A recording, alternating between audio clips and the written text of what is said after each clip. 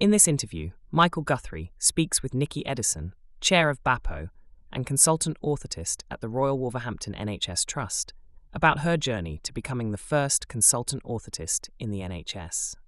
Nikki discusses her progression to consultant practice, highlighting the importance of academic achievements, including her PhD, and her leadership roles within professional bodies. She explores how research enhances patient outcomes, the significance of understanding prescribing rights, and offers valuable advice for those aspiring to reach consultant-level roles. Nikki also emphasizes the need for employers to invest in staff development to strengthen services and reduce attrition. So, Nikki, could you tell me about your career to date and your current role as a consultant orthotist? So I joined the Royal Wolverhampton NHS Trust as a junior orthotist. I always had a keen interest in research, so I knew early on that I wanted to continue in academia. I completed a PGC in MSK conditions pretty much as soon as I graduated. I then enrolled in a master's and then transferred to a PhD, completing that in 2018. I built a portfolio of internationally peer-reviewed publications.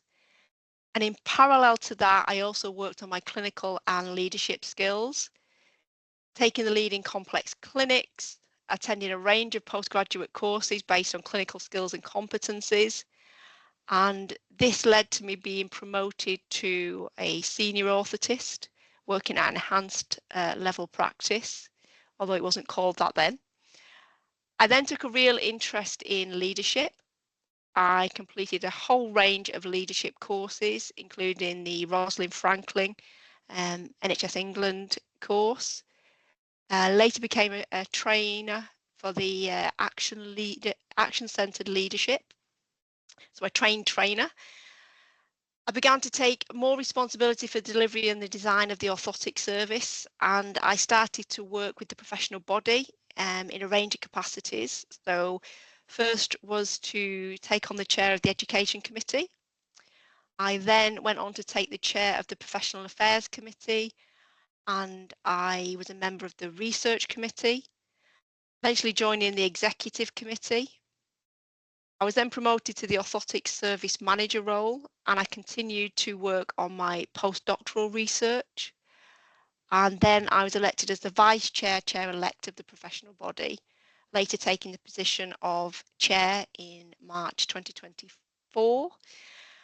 And I think it was around about 2020, I started to have discussions about a consultant role with my manager, and then later become the first consultant orthotist in the NHS. And Nikki, what were those conversations like? How did this role come about? Had your employer identified that a consultant role was something they wanted to explore? Was it you advocating for a consultant role and talking about what you thought the benefits would be? How did it come about? They hadn't identified that the orthotic service required a consultant orthotist role. That definitely wasn't on the radar.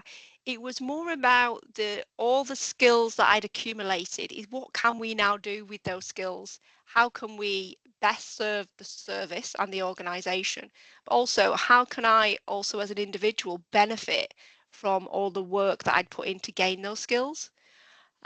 So I was at a conference within our organisation, and a good friend and colleague of mine stood up and was talking about her role as a consultant physiotherapist.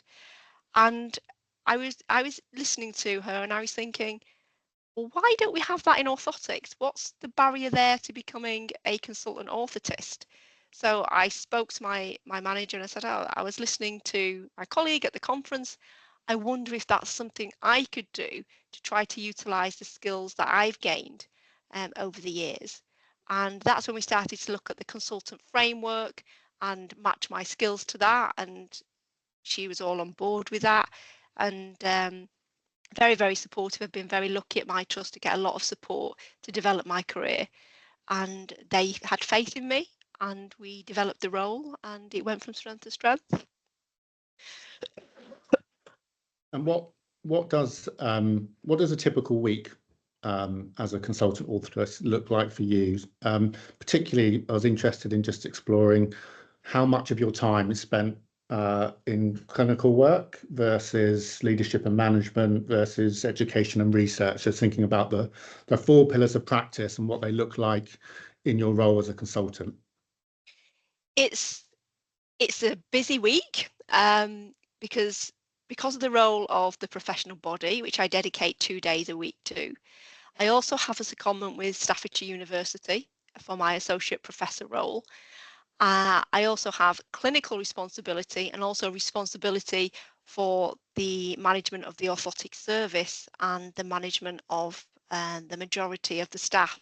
So it's quite a busy week, and I think the part that has been reduced the most is the clinical contact, and that's largely because of the professional body role that I've taken on. And you talked before about research and about research being a particular passion of yours, Nikki. Do you find, as a result of your academic appointment and your role as a consultant, that you're focused quite a lot on research? And what does that look like? Is that all applied research that's directly about improving the service, directly about quality improvement of orthotics? Research is a huge passion of mine. So I'm involved in quite a varied amount of research projects. They're not just in one area. It did start off, my PhD was in the biomechanical optimization of AFOs, but since then I've branched out into all different areas, whether it be public health, workforce, spinal, lots of different areas of research. I absolutely love research, and my service has benefited. We always, when we publish anything, we make sure, and this is a real important thing, I think, for research, we make sure that it has a transferable clinical message. We don't want it to be abstract. So that's one of the things that we always do as a team, and we always implement it in our own service. And one of the things I'm most proud of is that our it's relatively small in orthotics, but it's absolutely tiny when it comes to other allied health profession services. But our service has the highest number of research outputs of all of the allied health professions within our trust. And that's testament to our team and the research culture that we have there. So I think it's twofold. One, I think it improves patient outcomes because we're constantly looking at research projects and research questions. It improves the experience of our staff because they're engaged in research, they're thinking about research, they know they'll be encouraged to do research. And it also helps with reducing attrition and improving retention because there are opportunities to get involved with things just outside of the clinical aspect. Whereas I think we can get into the danger of expecting staff to come into work at 9 o'clock, see a patient after patient after patient, leave at 5 days a week, and then we wonder why they either get burned out or they feel that their career isn't progressing.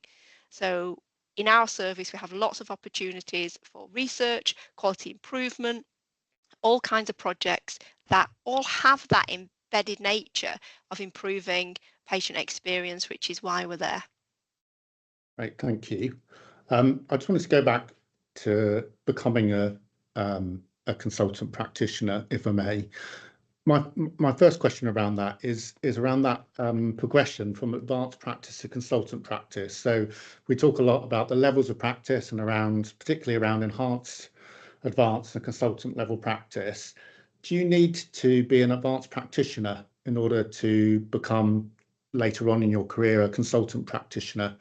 Or are other pathways possible? I think when you talked about your career journey, Nikki, you didn't talk about advanced practice. You talked about the various different ways you developed your skills and capabilities to demonstrate your consultant level capability.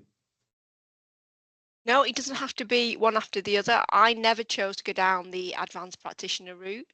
People can follow different routes. Advanced practitioners have a high degree of autonomy they're often treating a high level of complexity and take responsibility for the whole episode of a patient's care.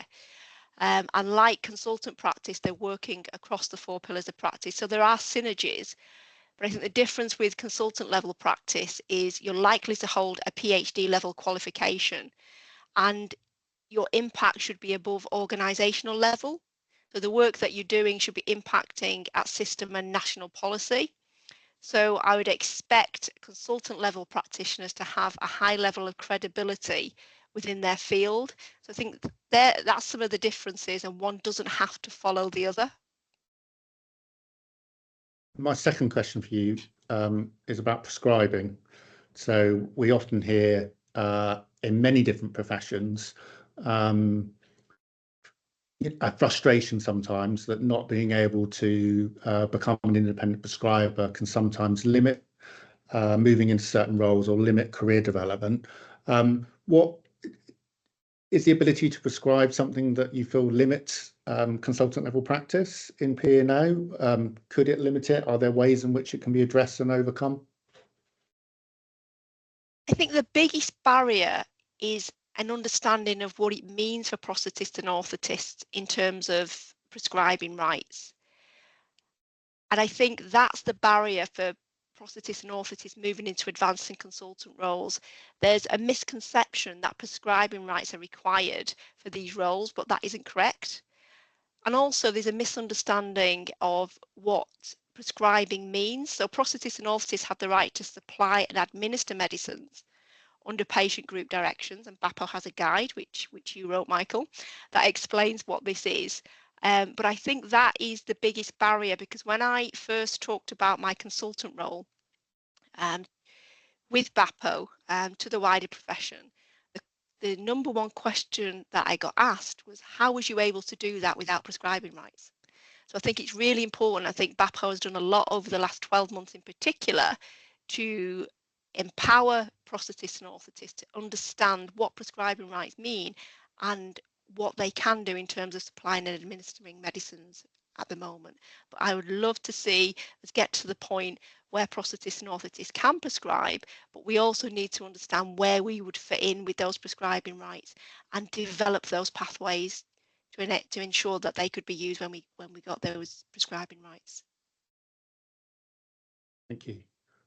So you indicated, Nikki, that you were the first consultant orthotist in the NHS, so very much a trailblazer. So that there are still incredibly few consultant positions in the profession. I wonder why do you think that is, A, and then B, what can we do to change that? I think there are several reasons for it. I think the wealth of skills that prosthetists and orthotists have is not well understood by our healthcare colleagues. I think it requires an improved understanding of the role of the prosthetist and orthotist. Trust and health boards often unknowingly exclude prosthetists and orthotists from clinical pathways where they can make a difference. And this is often due to the service being relatively small, often isolated, relatively unknown within the organisation, and not fully integrated within the organisation. That all adds to that issue. I think with prosthetics and orthotics, there's also the varied employment landscape that adds additional complexity to the issue, with contracts between trust and health boards and private providers not including expectations on funding to develop the prosthetic and orthotic workforce. So with little mention of developing and expanding the service, which allows staff to move into more advanced roles. I think that's a huge barrier for our profession. And we know from the work that BAPO has been doing over the last 12 months that often contracted staff are not invited to AHP clinical lead meetings. So they miss out on opportunities and they often don't have their voice heard. So I think these are really important issues that we need to resolve for us to be able to create these roles. And to do that, I think we need to empower the profession to have a voice, and we need to remove those barriers where their voice can't be heard. What advice would you give a prosthetist and orthotist who was thinking about their future career and thought, you know what, I'd like to be Nikki Edison when, in the future. I'd like to be a consultant prosthetist or a consultant orthotist. What advice would you give them? I think first and foremost, ensure you're working across all four pillars of practice. I think there's a misconception that certain practices are a nice to do rather than actually part of our standards of proficiency. So I think ensure you're working across all four pillars of practice. If you want to move into consultant level, look at doctoral level qualifications. Speak to your line manager about a consultant role, how it might improve your service, what it will bring in terms of outcomes for patients, what it will bring to the organisation. And as you start to build your knowledge and experience, have a think about how you might be able to impact prosthetics and orthotics at a level outside of your organisation. So consider joining national steering groups, get involved with NICE or the Scottish equivalent sign, or organisations similar to this, get involved with your professional body. That's one of the opportunities that I took quite early on.